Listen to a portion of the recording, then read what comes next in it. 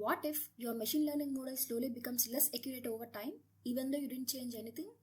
Imagine the situation. You build a machine learning model that predicts whether a bank transaction is fraud or not fraud. During testing, the model works very well, accuracy is high, predictions look correct, and everything seems perfect. So you deploy the model into production. Now the model starts receiving real customer transactions every day. But after a few weeks, the model starts making wrong predictions more frequently. Why? Because real world data changes over time. Maybe customer behavior changes, new transaction patterns appear, or new fraud techniques emerge. So this means the data the model sees in the production is different from the data used during training. This problem is called the data drift. And if we do not detect it early, the model performance slowly becomes worse. Now the question is, how do we monitor a machine learning model after deployment? That is exactly where Amazon SageMaker Model Monitor helps. Hello everyone and welcome back to IamTechnos. In today's video, we will explore Amazon SageMaker Model Monitor, why it's important, how it works, and go through a hands-on demo step by step. In this demo, we will focus on data quality monitoring, and I'll also explain how data drift is handled in real-world systems.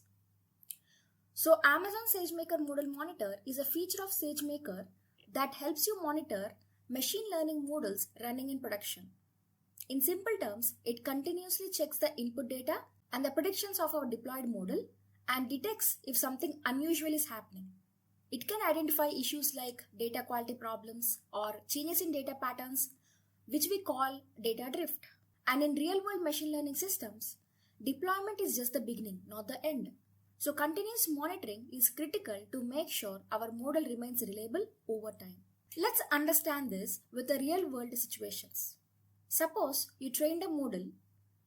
During training, your model mostly saw customers between the age of 20 and 40. But once the model is in production, suddenly it starts receiving data where many customers are above 60. Now technically, the model will still give predictions, but the accuracy may drop because this type of data was not a part of training. This is called data drift, where the input data changes over time. Now another scenario. You had a feature that always contains numeric values during training. But in production, it starts receiving null or missing values. In this case, the model may give incorrect predictions or even fail in some cases. This is called data quality issue. Let's take one more example. During training, transaction amounts were almost between $10 and $500. But in production, suddenly the model starts receiving transactions like $10,000. Now this is outside the normal range the model has learned. So even if the model gives prediction, they may not be reliable anymore. This is a out of distribution data. And here is very important case. During training, only 5% of transactions were fraud. But in production, the model starts predicting 30% of transactions as fraud. That's a big jump. This could mean the incoming data has changed or the model itself is behaving incorrectly. This is called a change in prediction behavior. Now here is the key challenge. All of this can happen silently.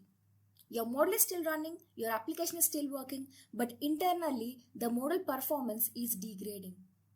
And you may not notice it until customers complain, business metrics drop, or losses happen. This is exactly where Amazon SageMaker Model Monitor becomes important. It continuously observes your model in production and checks, is the input data changing? Are there missing or unexpected values? Are predictions behaving differently? If something unusual happens, it flags it early. So instead of reacting late, you can detect issue early, take action, and keep your model reliable over time. So think of it like a health monitoring system.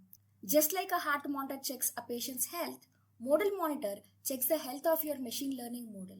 So now let's understand how SageMaker Model Monitor works. First, we start with a trained machine learning model that is deployed into production. Once the model is live, it begins receiving real-time requests and it generates predictions for those inputs.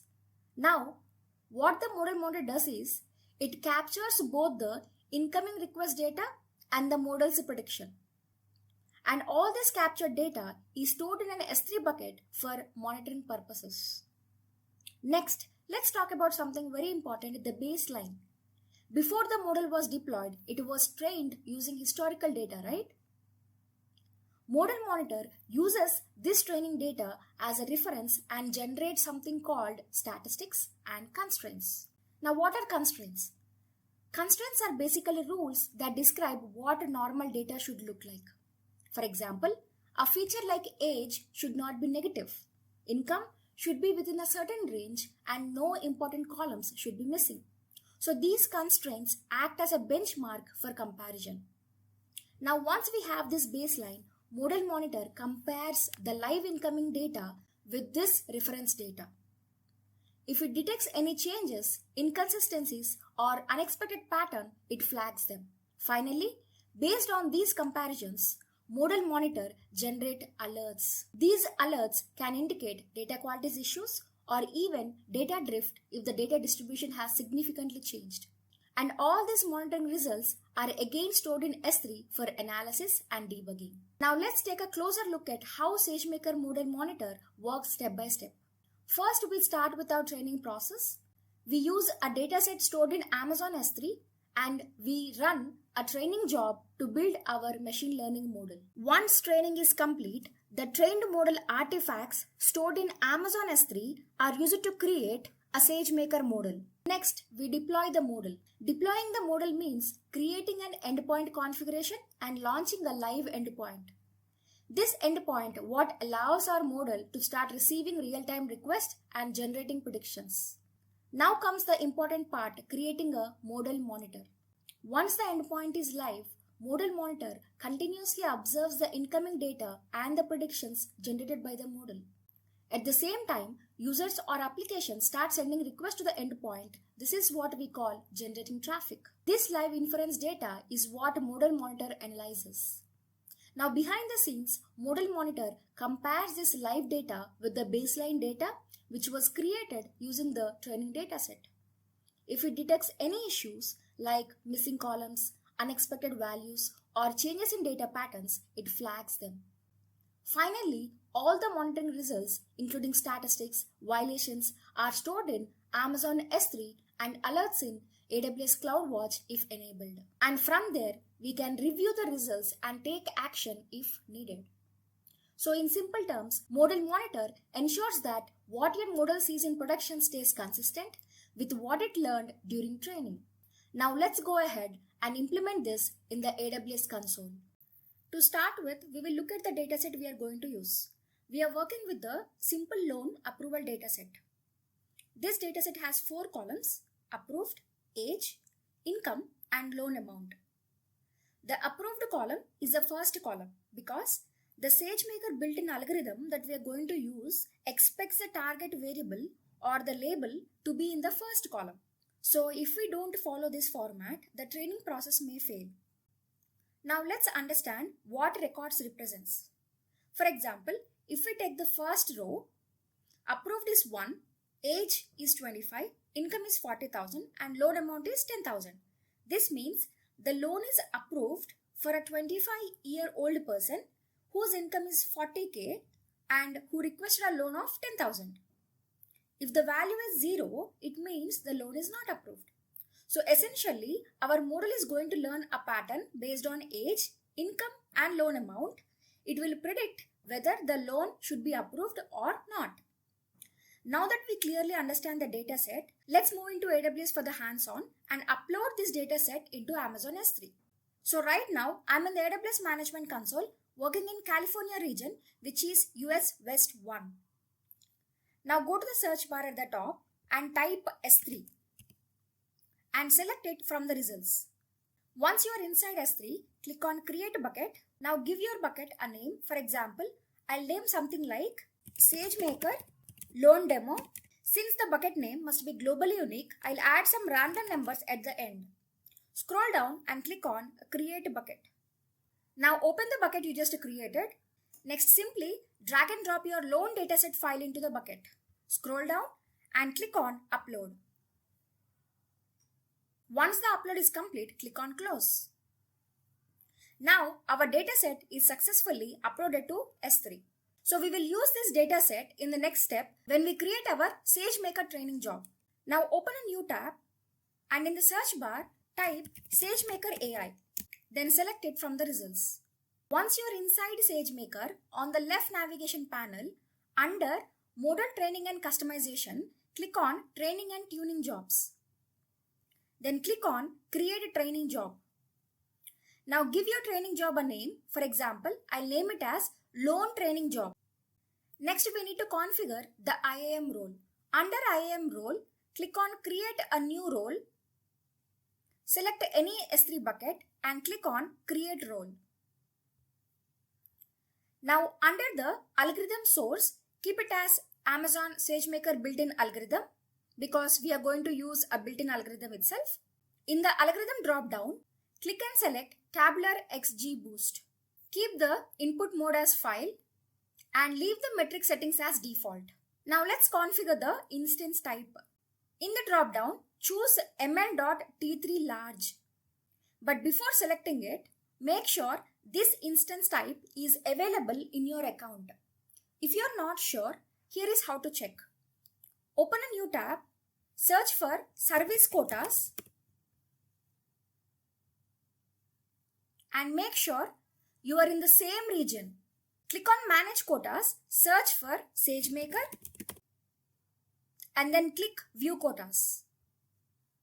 In the search bar, type ml.t3.large. Okay. Now look for training job usage.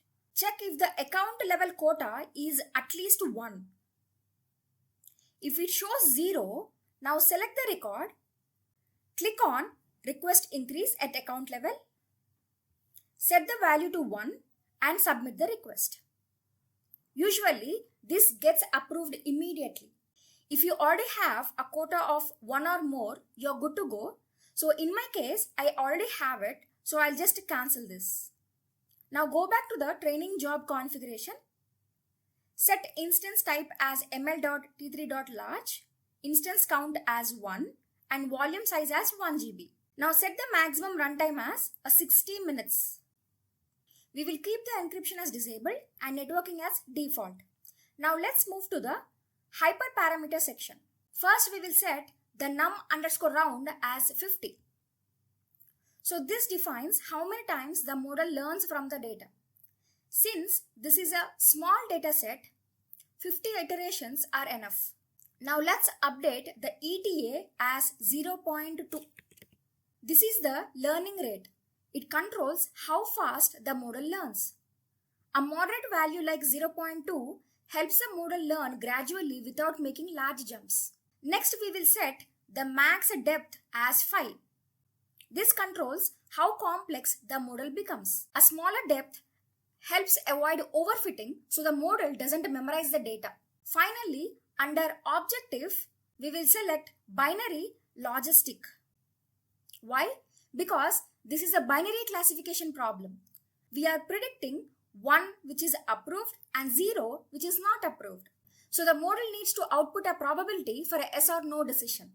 For the rest of the hyperparameters, we will keep them as default because SageMaker already provides well-optimized default values. Now let's move to the input data configuration. First, we need to define a channel name. I'll go with the default name which is train. Here, I'm specifying the content type as text/CSV. This is the standard MIME type commonly used for CSV files and is a format expected by many SageMaker built-in algorithms.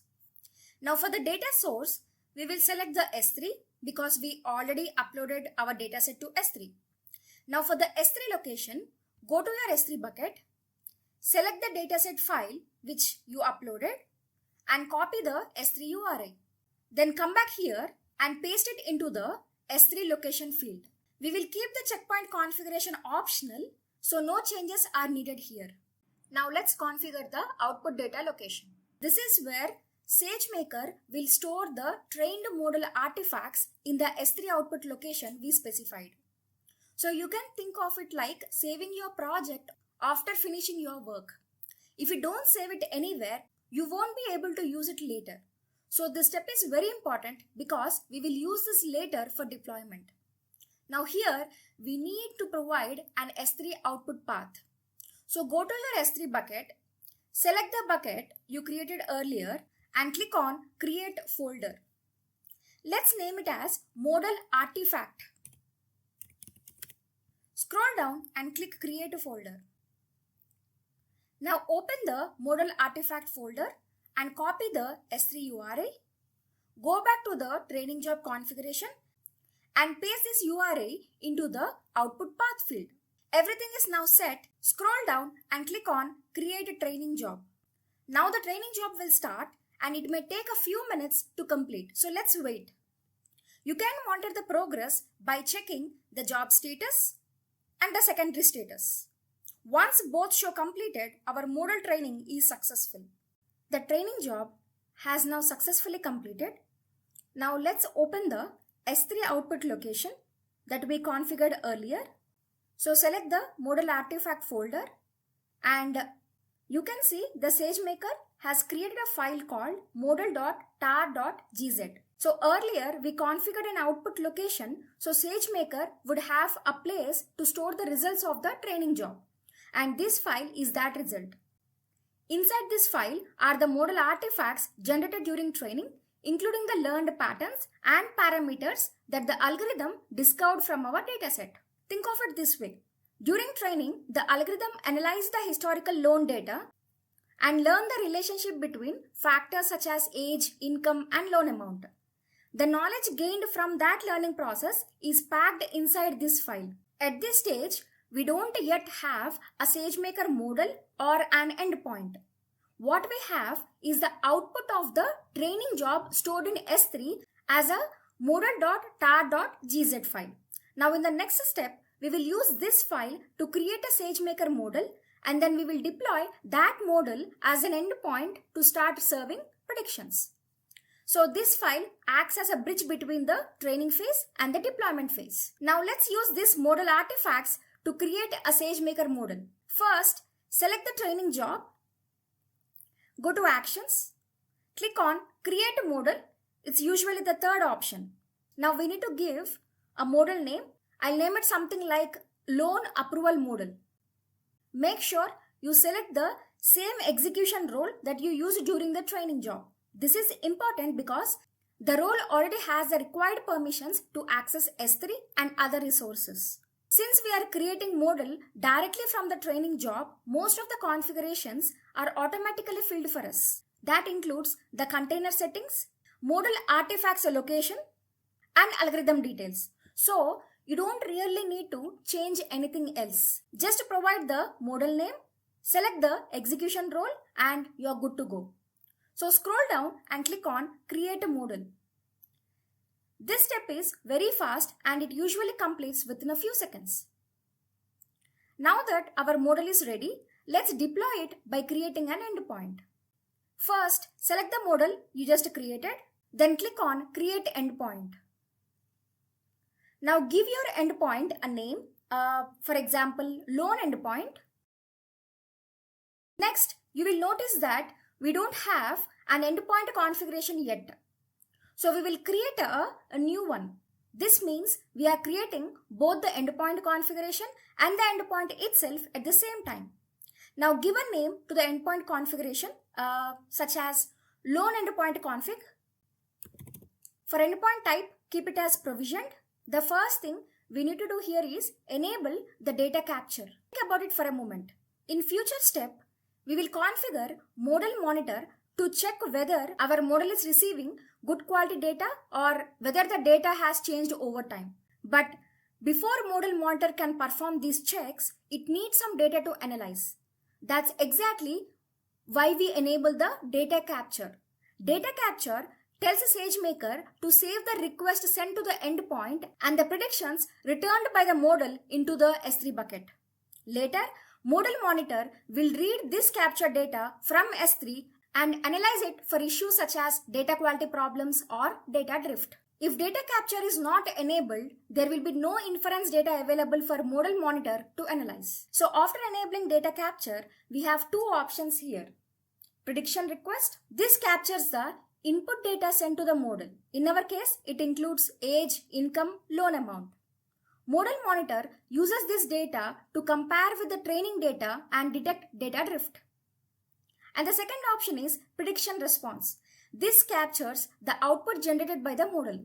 That means whether the loan is approved or not. So this helps in monitoring the model prediction behavior over time. So we will keep both enabled, the capture request and the capture response. This ensures we have complete visibility into what data is coming in, what predictions the model is making. Now let's configure the S3 location for data capture.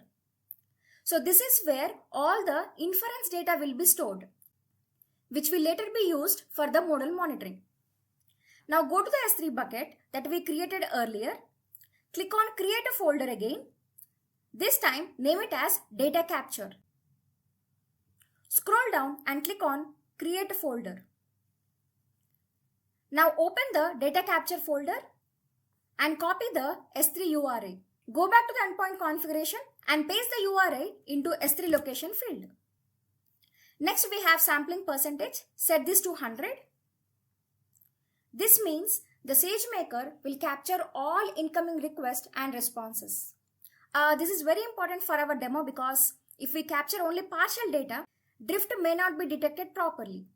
Now under the content type, we will keep text/CSV because our input data is in CSV format. This ensures compatibility between the input data and captured data. We will also specify application/JSON for JSON payloads. So this allows SageMaker to correctly identify and process captured data if requests are sent in JSON format. So for this demo, we will provide both values so SageMaker knows how to handle either CSV or JSON content during the data capture. Now scroll down to the variants. As you can see, the model is already selected under production variant since we created this configuration from our model directly. So we only need to choose the instance type. So scroll right and click on edit. Under instance type, choose ml.t2.medium. I'm selecting this instance type because it is cost effective and sufficient for a small demo workload. So click on save. And we are not using any shadow variants. So we can leave that as default. Now scroll down and click on create endpoint configuration. Once that is created, you can proceed to create endpoint. So you may need to refresh the page if you are not seeing the update. Now the endpoint creation will start. This process may take a few minutes.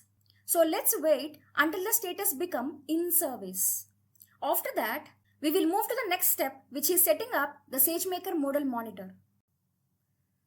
Now as you can see, the endpoint is in service state, which means it has been created successfully. Along with the endpoint, SageMaker has also created the endpoint configuration that we defined earlier. Okay, so here is the configuration. With the endpoint now up and running, we can send the inference data to this endpoint.